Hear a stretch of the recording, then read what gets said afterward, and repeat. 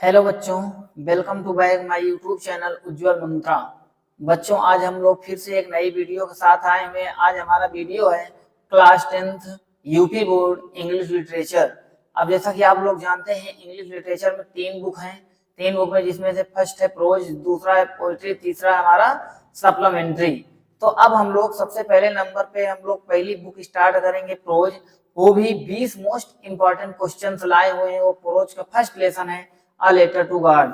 जैसा कि आप लोग देख रहे हैं, a letter to God prose का फर्स्ट लेसन का नाम है अ लेटर टू गॉड। इसमें से हम लोग 20 क्वेश्चंस कवर करेंगे जो मोस्ट इंपॉर्टेंट क्वेश्चंस है और बोर्ड एग्जाम में 100% इस लेसन से आता है हर बार। और आप लोग अच्छे से तैयार करिए इसको। और जिसमें से हमारा देखो इंग्लिश और हिंदी में दोनों में एक्सप्लेन करा गया है। आपको बहुत आसानी पूर्वक और बहुत सरल तरीके से समझाया गया है। अब जैसा कि हम लोग सबसे पहले नंबर पे अपने क्वेश्चन पे आते हैं। हमारा पहला क्वेश्चन है, जैसा कि आप लोग स्क्रीन पर देख रहे हैं कि वेयर वाज लेंचोस हाउस सिचुएटेड, यानी लेंचो का घर कहाँ स्थित था। तो आपको पता है, सबसे पहला देखो, पहला ऑप्शन क्या दिया है यहाँ पे, bottom of hill, bottom of the हिल। दूसरा है टॉप ऑफ हिल। तीसरा है टॉप ऑफ अ प्लेटू। तीसरा है हमारा इन अ सिटी। अब देखो, सबसे पहले नंबर बॉटम ऑफ हिल मतलब होता है पहाड़ की तलहटी। तलहटी मतलब क्या होता है, जो निचला स्तर होता है। और टॉप का मतलब होता है पहाड़ी की चोटी में। तो आप लोग इसकी स्टोरी पढ़े होंगे, आपको पता है कि यहाँ पे सबसे पहले नंबर पे पहला ऑप्शन क्या होगा, हमारा बी नंबर होगा। जो कहाँ पे स्थित है उसका घर लेंचो का, टॉप ऑफ हिल यानी पहाड़ी की चोटी में। अब जैसा कि देखो दूसरा क्वेश्चन से क्या दिया है हमारा, what was the only thing that the earth needed according to Lencho. अब यहाँ ये बताया गया है कि लेंचो के अनुसार जो है अर्थ यानी पृथ्वी को केवल किस चीज की आवश्यकता थी। तो अब आपको पता है इसका मतलब, कहने का मतलब ये है कि लेंचो का खेत खेत जो है मक्का का खेत था, तो उसको उस समय किस चीज की आवश्यकता थी। तो पहला ऑप्शन क्या है हमारा, असावर है। दूसरा ऑप्शन क्या है, स्नोफॉल है। तीसरा ऑप्शन क्या है, स्ट्रॉन्ग विंड्स है। चौथा ऑप्शन क्या है, सनलाइट है। यानी असावर मतलब होता है एक बौछार भी कह सकते हो, धीमी वर्षा भी कह सकते हो। स्नोफॉल मतलब होता है बर्फबारी। और स्ट्रॉन्ग विंड्स मतलब होता है तेज हवाएं। सनलाइट मतलब होता है सूर्य की प्रकाश। अब आपको पता होगा कि लेंचो को एक हल्की और धीमी वर्षा की जरूरत थी, जिसमें से क्या है हमारा पहला ऑप्शन सही है, या शारो सॉरी स्वावर। अब चलते हैं थर्ड क्वेश्चन पे। अब देखो हमारा थर्ड क्वेश्चन क्या कह रहा है, where did Lencho's expect the downpour to come from. अब क्या कह रहा है कि लेंचो को कहां से भारी बारिश की उम्मीद थी। तो अब यहाँ पे देखो, जब लेंचो अपने घर से बाहर निकलता है, तो आपको पता होगा स्टोरी की, जब लेंचो अपने घर से बाहर की ओर निकलता है तो वहां पे क्या देखता है, उत्तर और पूर्व की दिशा में देखता है और काले बादल आते हुए दिखाई देते हैं। तो अब देखो यहाँ पे ओनली नॉर्थ दिया है, उत्तर नॉर्थ ईस्ट उत्तर पूर्व से, नॉर्थ वेस्ट उत्तर पश्चिम, साउथ ईस्ट दक्षिण और पूर्व से। तो आपको पता होगा कि लेंचो को जो भारी बारिश की उम्मीद थी तो कहां से थी, नॉर्थ ईस्ट से। तो अगर आपके बोर्ड एग्जाम में ये क्वेश्चन आता है तो आप नॉर्थ ईस्ट डालना, इसमें कंफ्यूजन मत होना बच्चों। अब देखो हमारा फोर्थ क्वेश्चन क्या है, क्या कह रहा है कि what did Lencho's compare the large rain drops with. अब क्या कह रहा है, लेंचो ने बड़ी वर्षा बूंदों की तुलना किससे की। अब यहाँ पे ये बताया गया कि जो बारिश की बड़ी बड़ी बूंदें गिर रही थी, वहां पे लेंचो ने उस बूंदों की तुलना किससे किया। अब यहाँ कह रहा है सिल्वर कॉइन्स यानी चांदी के सिक्के, पर्ल्स मतलब होता है मोती, डायमंड्स यानी हीरे, न्यू कॉइन्स नए सिक्के। तो अब देखो बच्चों, अब आप लोग इसमें भी बच्चे बहुत कंफ्यूज होते हैं। कुछ बच्चे लगा लेते हैं न्यू कॉइन्स यानी नए सिक्के। नए सिक्के के थे, मगर आप बुक में देखो वहां पे सिल्वर कॉइन्स यानी चांदी के सिक्के के समान दिया हुआ था। पहला ऑप्शन हमारा क्या है, चौथा का ए है। यहाँ पे डी नहीं समझना, क्योंकि बच्चे इसमें कंफ्यूज हो जाते हैं। न्यू कॉइन्स नहीं था, नए सिक्के नहीं, यानी सिल्वर कॉइन्स यानी चांदी के सिक्के के समान प्रतीत हो रहा था। अब देखो पांचवा हमारा क्या है, क्या दिया है कि which crops was growing on Lencho's field. क्या कह रहा है, लेंचो के खेतों में कौन सी फसल उग रही थी। यहाँ पे यही बताया गया है कि लेंचो के खेत में कौन सी फसल उग रही थी। सबसे पहले नंबर पर कॉर्न दिया, कॉर्न का मतलब होता है मक्का या धान, ठीक बच्चों। फिर उसके बाद बार्ली मतलब क्या होता है, जौ। राइस मतलब होता है चावल, और नन ऑफ द एबव मतलब होता है इनमें से कोई नहीं। तो आपको पता होगा कि लेंचो के जो खेत में था क्या उग रहा था, मक्का था, कॉर्न था। तो पांचवा का कौन सा ऑप्शन सही है हमारा, पहला ऑप्शन। अब चलते हैं हम लोग छठे क्वेश्चन पे। अब देखो छठा क्वेश्चन हमारा क्या है बच्चों, कह रहा है कि व्हाट डिड डिस्ट्रॉयड लेंचोस फील्ड। अब यहाँ पे कहा गया है कि लेंचो के खेतों को किसने नष्ट किया, लेंचो को खेतों को किसने नष्ट किया। तो अब यहाँ पे देखो कह रहा है हैवी रेन फॉल्स मतलब होता है भारी वर्षा के कारण उसकी फसल बर्बाद हुई, कि हेल स्टॉर्म मतलब होता है ओलो और जो तूफान थे उससे उसकी फसल खराब हुई, कि लैंडस्लाइड मतलब होता है भूस्खलन, जो भूस्खलन हुआ उससे, कि फ्लोड, फ्लोड मतलब क्या होता है, बाढ़। तो अब बताइए आप लोग, सबसे पहले नंबर भारी वर्षा की ओलो का तूफान। देखो बच्चों भारी वर्षा के साथ साथ क्या था, ओलो का तूफान था। तो इसमें छठवा का बी ऑप्शन सही है, हेल स्टोन। अगर बच्चों कोई प्रॉब्लम हो रही हो तो कमेंट में जरूर बताना। अगर वीडियो अच्छी लग रही हो तो आप लोग कमेंट्स में जरूर करना, लाइक जरूर करना, जिससे हमारा हौसला बढ़ता है और हम वीडियो हर लेसन का धीरे धीरे प्रोवाइड कराएंगे पूरा बोर्ड एग्जाम तक। मोस्ट इंपॉर्टेंट क्वेश्चन लास्ट तक हम दे देंगे। अब क्या कह रहा है सातवां क्वेश्चन क्या है, the field looked as if it were covered in. अब यहाँ पे देखो क्या कहा गया है कि जो मैदान ऐसा लग रहा था मानो कि वह किससे ढका हुआ हो। अब देखो जो लेंचो का खेत था बारिश का, वो कैसे दिख रहा था, यानी मैदान ऐसे लग रहा था जैसे कैसे, सॉल्ट, सॉल्ट मतलब वो नमक की जैसे ढका था, कि लोकट मतलब वो टिड्डियों जैसे था, शुगर यानी चीनी जैसे था, राइस बर्फ जैसे था। तो अब बताओ बच्चों सातवां क्वेश्चन का कौन सा आंसर होगा, आपका ए नंबर होगा। उसका पूरा किस तरह ढक गया था, एक नमक की जैसे, ठीक है, सॉल्ट। तो अगर आपके बोर्ड एग्जाम में जो क्वेश्चन आता है कि लो मैदान है वो कैसा लग रहा था, मानो जैसे नमक से ढक गया हूं। अब बच्चों देखो हमारा आठवां क्वेश्चन है, Lencho compared the quantum of damage with. अब क्या कह रहा है कि लेंचो ने क्षति की मात्रा की तुलना तुलना इससे की। तो अब देखो सबसे पहले नंबर पे क्या है, अटैक बाय रैट्स, चूहों का हमला, कि अटैक बाय क्रो, कि कौवों का हमला। फिर है आपका अगला है प्लेग लोकट्स। प्लेग लोकट्स मतलब होता है टिड्डियों का प्रकोप, कि नानाप मतलब होता है इनमें से कोई नहीं। तो आपको पता होगा कि जो लेंचो के जो फसल का जो नुकसान हुआ, जो डैमेज हुआ था, वो उसकी कंपेयर लेंचो ने किससे किया था, टिड्डियों के प्रकोप से यहाँ पे किया था। ठीक है बच्चों, आठवां नंबर में हमारा क्या है, सी नंबर सही है। यहाँ ये बताया गया है कि अगर एक बार टिड्डियों का जो दल आता, टिड्डियों का दल आता तो इतना नुकसान ना होता जितना कि ओलो का तूफान आया है, वो सब का सब एकदम तहस नहस बर्बाद करके चला गया है। तो इसलिए जो लेंचो की क्षति हुई है उसकी कंपेयर किनके, टिड्डियों के प्रकोप से करे हैं।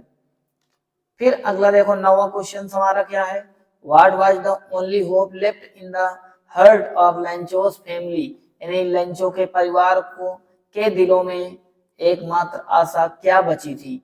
अब आपको बताना है जो लेंचो का परिवार था उनके दिल में एक ही आशा क्या थी, क्योंकि उसका सारा फसल क्या हो गया था बच्चों, खराब हो गया था, नष्ट हो गया था, उसको खाने के लिए इस साल कुछ भी नहीं था।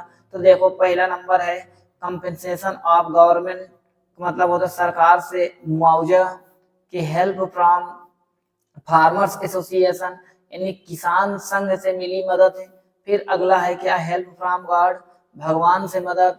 कहता है कि there was no hope left, यानी कोई उम्मीद ही नहीं बची थी।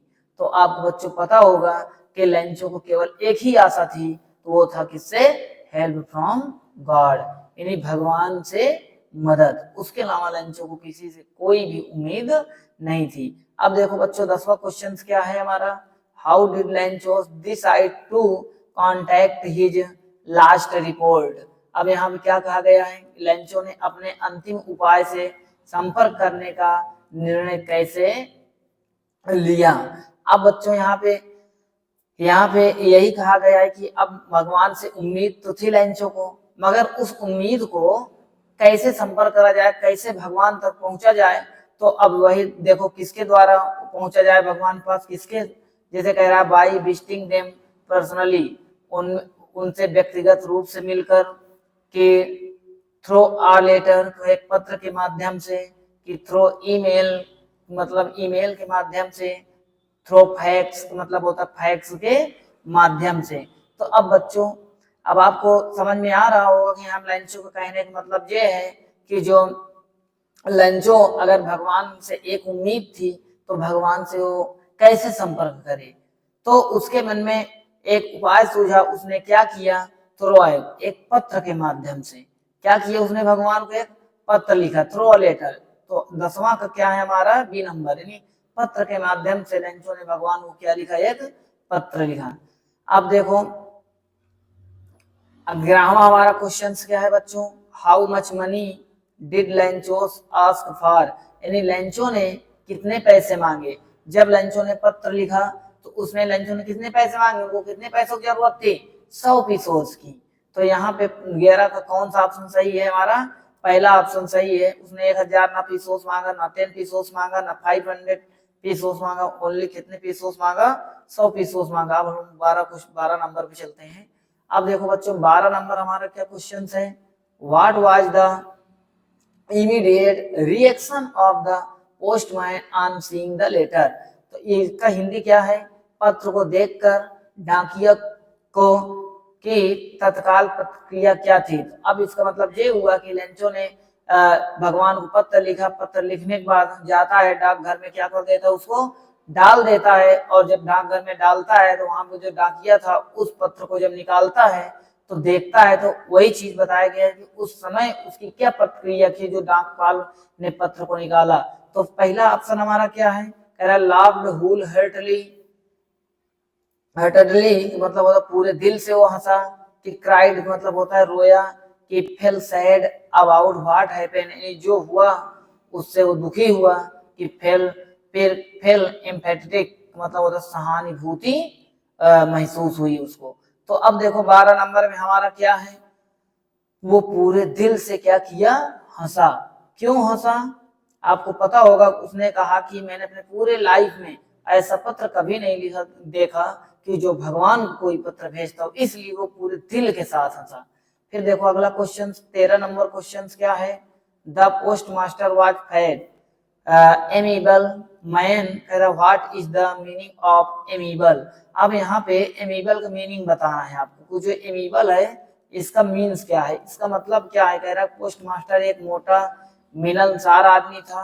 तो मिलनसार का क्या अर्थ है, ये चीज आपको बताना है। जो हमारा जो मिलनसार है, एमेबल का मतलब क्या होता है बच्चों, मिलनसार।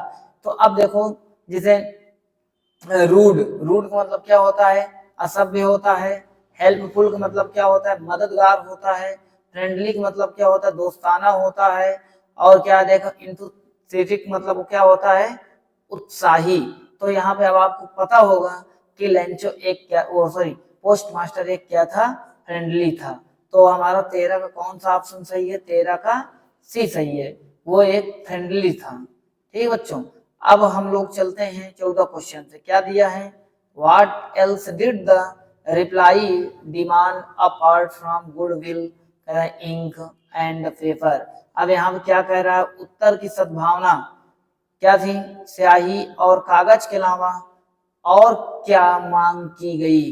तो अब देखो यहाँ पे उसने स्याही और कागज के अलावा उसने और क्या मांग की गई, लेंचो ने क्या क्या मांगा। तो क्या कह रहा है कि लास्ट इन नष्ट हुई फसल, की मनी, की गॉड्स सिग्नेचर भगवान का हस्ताक्षर, कि न्यू सीड्स मतलब होता है नए बीज। तो अब यहाँ पे जब लेंचो ने किसकी मांग की थी, मनी, धन की मांग की थी।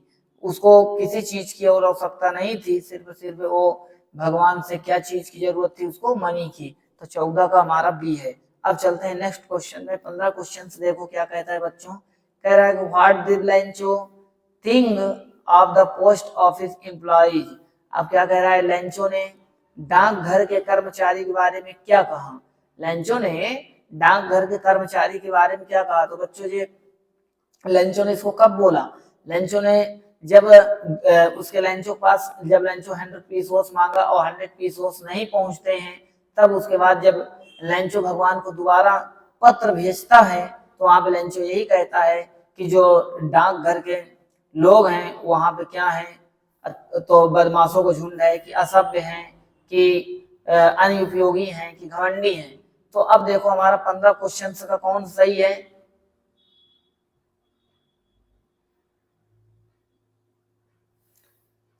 लेंचो ने क्या बोला था बच्चों? बंच ऑफ क्रूक्स मतलब क्या होता है? बदमाशों का झुंड।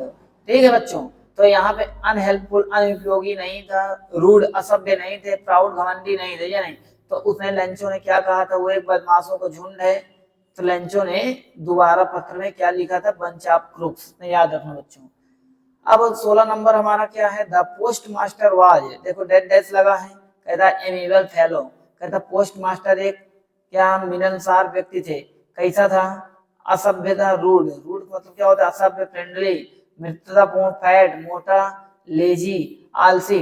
तो 16 नंबर में क्या था? देखो जो यहाँ पे ये बताया जा रहा है कि जो पोस्ट मास्टर था वो कैसा था, तो यहाँ पे पोस्ट मास्टर मोटा और मिलनसार व्यक्ति था। ठीक है बच्चों, यहाँ पे पोस्ट मास्टर क्या था आपका? मोटा था। तो ऑप्शन नंबर क्या है आपका? डी सही है। तो पोस्ट मास्टर असभ्य नहीं था, आलसी नहीं था, मित्रतापूर्ण नहीं, वही चीज यहाँ पे कह रहा है एमिबल मतलब मिलनसार। अब बच्चे कुछ सोच रहे होंगे यार यहाँ पे फ्रेंडली, क्योंकि देखो ये फ्रेंडली का सिनोनिम्स है एमिबल, मिलनसार कहो चाहे फ्रेंडली कहो सेम होता है। तो वहां भी बताया गया है कि देखो the post master was a fat, तो यहाँ पे आपका सही ऑप्शन क्या होगा? फैट एमिबल फेलो, यानी मोटा। पोस्ट मास्टर एक मोटा और मिलनसार व्यक्ति था। अब देखो 17 नंबर में क्या है? लैंचोस रोड टू गॉड, लैंचो ने भगवान को पत्र लिखा।